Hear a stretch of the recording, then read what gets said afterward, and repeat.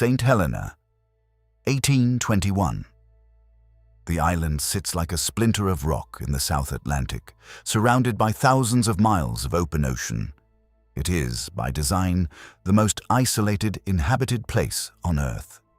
And here, on this island, prison chosen specifically for its remoteness, Napoleon Bonaparte, former Emperor of the French, conqueror of Europe, architect of modern law, lies dying. He is 51 years old. The man who once commanded the fate of nations cannot command his own body. He has grown pale, hollowed out, his famous compact frame gone soft and swollen. The wind rattles the windows of Longwood House, a damp, mold-streaked residence the British gave him with the particular cruelty of the comfortable insulting the fallen. His stomach is destroying him from the inside, whether from cancer, as most historians now believe, or from the slow accumulation of arsenic in the walls and the wine, the debate continues. But the body, in the end, matters less than the mind. And the mind is still working. In his final months, Napoleon dictates obsessively. He speaks for hours to his secretaries, shaping and reshaping the story of his own life, correcting the record, constructing the legend. He knows what he is doing. My true glory, he tells those around him, is not to have won 40 battles. Waterloo will erase the memory of so many victories, but what nothing can erase, what will live eternally, is my civil code. He is not confessing, he is curating. Even at the threshold of death, Napoleon Bonaparte cannot stop managing his own legacy. This is the central paradox of the man. Was this extraordinary self-awareness the mark of a true genius? A figure who understood history well enough to know he was becoming part of it? Or was it something darker, something closer to a compulsion he could not escape? A psychological hunger that drove him to reshape empires, and then, when the empires crumbled, to reshape the story of the empires. To answer that question, we have to go back. Not to the battlefields, not to the throne. We have to go back to an island very different from Saint Helena, and to a boy who understood, from his earliest years, what it meant to be an outsider. Corsica, 1769. The island had been French for less than a year when Napoleon Bonaparte, note the Italian spelling, the Corsican name, was born in Ajaccio to a minor noble family of modest means. His father, Carlo, was charming and politically ambitious. His mother, Letizia, was iron. She was a woman of extraordinary discipline and emotional restraint, and her son would inherit both qualities along with something else, the unshakable conviction that survival required self-reliance. She never let herself be caught off guard, Napoleon would later say of her. The observation tells you as much about him as about her. The Bonaparte family had status, but not wealth. They were noble in name, precarious in reality. And when young Napoleon was sent to France at 9 years old to attend military school on a royal scholarship, the gap between name and reality became impossible to ignore. He arrived at Brienne with broken French, an accent that drew mockery, clothes that marked him as provincial, and a temper that responded to humiliation the way fire responds to wind, by growing larger.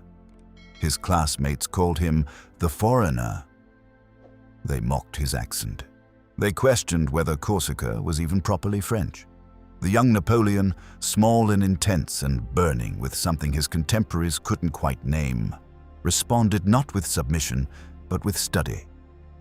He retreated into mathematics and history.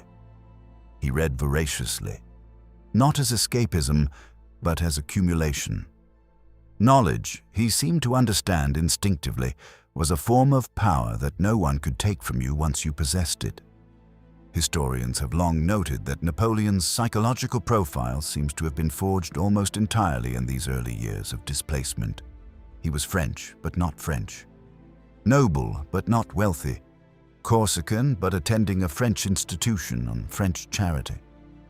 He belonged nowhere completely, and that condition, That permanent sense of being adjacent to belonging seems to have produced in him something remarkable, an absolute refusal to accept the world as it was given to him. This is not a simple story of ambition overcoming adversity. The psychology is more complex, and the historical record is more interesting than that clean narrative suggests. Because alongside the drive, there was always anxiety. Alongside the confidence, there was always the wound. His letters as a young officer, meticulously preserved and studied, reveal a young man oscillating between grandiose self-belief and vertiginous self-doubt. He writes of loneliness with a rawness that seems almost incompatible with the later image of the emperor. He considers, in at least one documented letter from his early 20s, whether life is worth continuing. He is isolated, underemployed, economically strained, and watching France tear itself apart in revolution, while he sits on the margins wondering where, precisely, he fits. It is worth pausing here, because this is where many accounts of Napoleon lose something important. The revolution did not simply provide Napoleon with opportunity. It provided him with identity. The old world, the world of fixed aristocratic hierarchy, of birth-determining destiny, of Corsican names and French charity, was collapsing. And in the chaos, a man of extraordinary intelligence and absolute determination could write himself a new story entirely. If you find yourself fascinated by this period, by the psychological intersection of personal ambition and historical upheaval, this is precisely the kind of territory this channel loves to explore. Stay with us. His rise was not overnight, but it was steep. The siege of Toulon in 1793, when Napoleon, then 24 years old, effectively redesigned the artillery strategy that retook the city from Royalist and British forces, announced him to the French military establishment as something genuinely unusual. His superiors noticed not just the tactical brilliance, but the manner of it. He had a gift for seeing a battlefield three-dimensionally, for understanding the relationship between terrain, movement, and psychological pressure in ways that his contemporaries seemed to grasp only partially. But the military gift alone doesn't explain the ascent. What separated Napoleon from other talented officers of his generation was his understanding of men. He had an almost preternatural ability to inspire loyalty. He remembered faces, he remembered names, he remembered with uncanny precision the details that made individual soldiers feel seen, their home regions, their previous engagements, the names of their families. His marshals and veterans spoke of this throughout their memoirs with a consistency that historians find striking. Napoleon made people feel in his presence that they specifically mattered to him. Was this genuine, or was it a cultivated technique? The honest answer is probably both, which is itself revealing. Napoleon seems to have understood human motivation with the same analytical clarity he brought to logistics and artillery angles. He studied people the way he studied maps, and the results on the battlefield and in the political arena were extraordinary. The Italian campaigns of 1796 and 1797 made him a legend. He was 26 years old, commanding an army that was undersupplied, demoralized, and outnumbered, and he transformed it through a combination of speed, psychological aggression, and the sheer infectious quality of his own confidence. He moved faster than his enemies expected armies to move. He divided forces in ways that seemed reckless and proved devastating, and he wrote to his men in proclamations that read like literature. "Soldiers, you are naked and hungry. The government owes you much but can give you nothing. Your patience, the courage you have shown among these rocks, are admirable, but they bring you no glory. No fame shines upon you. I will lead you into the most fertile plains in the world. Rich provinces and great cities will be in your power. There you will find honor, glory, and riches." He did not merely describe a future. He sold it. He understood that men fight for what they can imagine as much as for what they have. By the time Napoleon seized power in the coup of 18 Brumaire in 1799, dissolving the Directory and making himself first consul of France. His psychological architecture was fully formed. He was brilliant, driven, charismatic, and emotionally guarded in ways that those closest to him found maddening. His relationship with Josephine de Beauharnais, the great love of his early life, illuminates the emotional interior that his public persona worked so hard to conceal. His letters to Josephine, written during the Italian campaigns, are among the most extraordinary documents of the period. They are consumed with longing, with jealousy, with a vulnerability that seems almost incompatible with the man who was simultaneously reorganizing northern Italy. "I am nothing without you," he writes. And then, in almost the same breath, military strategy. The two registers, emotional rawness and cold calculation, coexist in him with a tension that never fully resolved itself. When he discovered Josephine's infidelities during the Egyptian campaign, something in him seems to have shifted permanently. His later relationships with the women in his life, with his marshals, with his subordinates, carry a quality of emotional distance that wasn't entirely present before. The wound seems to have calcified into armor, and the armor, over time, became harder to distinguish from the man wearing it. The consulate became the empire. In 1804, Napoleon crowned himself Emperor of the French in Notre Dame Cathedral, famously taking the crown from the Pope's hands and placing it on his own head. The gesture was theatrical, calculated, and deeply revealing. No hand but his own would place that crown. No authority, not the church, not history, not the old aristocracy he had displaced, would be permitted to stand between Napoleon Bonaparte and Napoleon Bonaparte's idea of Napoleon Bonaparte. This is the moment where many historians mark the beginning of the end, not because the empire immediately faltered, but because the psychological isolation of absolute power began its slow work. He was surrounded by men who told him what he wanted to hear. His brothers were given kingdoms they were unqualified to rule. His marshals, brilliant in their own right, found their initiative increasingly constrained by an emperor who trusted his own judgment more than anyone else's. And the judgment, for a long time, was extraordinary. The legal reforms he codified, the Napoleonic Code, reorganized French civil law in ways that influenced legal systems across Europe and the world, and continue to do so today. He rebuilt French educational institutions, reorganized the administrative structure of France, reformed the banking system, and created the Legion of Honor. These were not the works of a mere military adventurer. They were the works of someone who genuinely wanted to reshape civilization, who believed he had both the right and the capacity to do so, but the same quality that produced those achievements, the absolute certainty in his own vision, made him catastrophically incapable of recognizing his limits when he finally reached them. Spain broke something in his strategic self-assurance. The Peninsular War, begun in 1808, dragged on with a grinding, unglamorous brutality that Napoleon's style of warfare was not designed to handle. He had fought armies.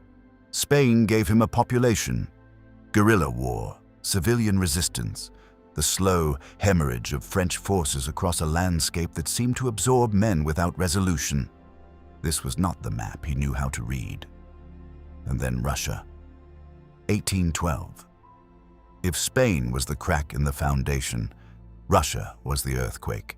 The Grand Army, the finest military instrument Europe had ever produced, marched into the steppe and the Russian winter, and was consumed by both. 600,000 men crossed into Russia.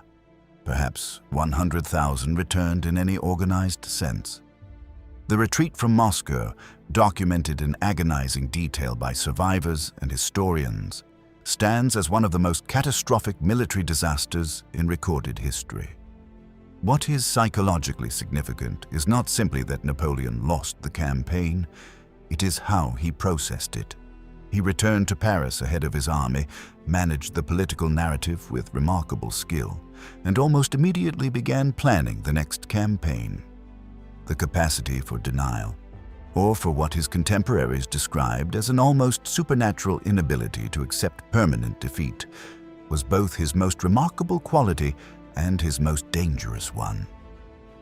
There are historians who argue that by 1812, Napoleon was simply overextended, that a rational strategic calculation had been overwhelmed by political commitments and logistical realities beyond any single mind's control. There are others who argue that the Russian campaign reveals something more specifically psychological. A man who had begun to believe his own legend, who had conflated his will with reality itself, and who could not process information that contradicted the narrative he had built around himself. The truth, as with most things about Napoleon, is probably irreducibly both. Waterloo came in June 1815 after the brief, brilliant, ultimately doomed return from Elba known as the 100 Days. The battle itself has been analyzed exhaustively. What matters for our purposes is what happened afterward, not strategically, but psychologically. Napoleon, defeated, abdicated for the second time and surrendered to the British, reportedly believing that they would treat him with the dignity due a former head of state. He wrote to the Prince Regent comparing himself to Themistocles, the Athenian general who, after defeat, threw himself on the mercy of his enemies. The British sent him to Saint Helena, and so we return to that dying man dictating in a damp house at the edge of the world. The question we began with has no clean answer, and it would be dishonest to offer one. Napoleon Bonaparte was a man of genuine, extraordinary genius in military strategy, in law, in administration, in his understanding of human motivation and historical narrative. The civilizational fingerprints he left are real and lasting, but he was also a man whose deepest psychological hungers for validation, for permanence, for the obliteration of the outsider's wound drove him to reach beyond what any man, however brilliant, could sustain. The genius and the obsession were not separate forces in him. They were the same force, expressed differently depending on which way the wind was blowing. The same relentless will that reorganized the legal architecture of Europe also marched 600,000 men into the Russian winter and could not bring itself to stop. At the end, on Saint Helena, Napoleon reportedly said, "What a novel my life has been." It is a remarkable thing to say. Not a lament, not a regret, an aesthetic observation. He was, even then, watching himself from a slight distance, understanding his own life as narrative, as drama, as something that would outlast the body telling the story. Was that self-awareness evidence of genius, of madness, of an insecurity so profound it could only be soothed by the certainty of posterity? Perhaps the most honest answer is this: Napoleon Bonaparte was not driven by ambition in the way we typically use that word, as a desire for position or comfort or recognition. He was driven by something older and stranger, something that looks from a distance like genius and from up close looks like a wound that never healed. He remade Europe not because he wanted power, but because a boy from Corsica who was mocked for his accent could not rest until the world acknowledged that he had been worth taking seriously all along. He died on May 5, 1821. The dictation was done, the legend was set, the world he had remade was already remaking itself in his wake, and the question he left behind, whether one man's extraordinary mind is a gift to history or a burden to itself, is one that history has never quite finished asking.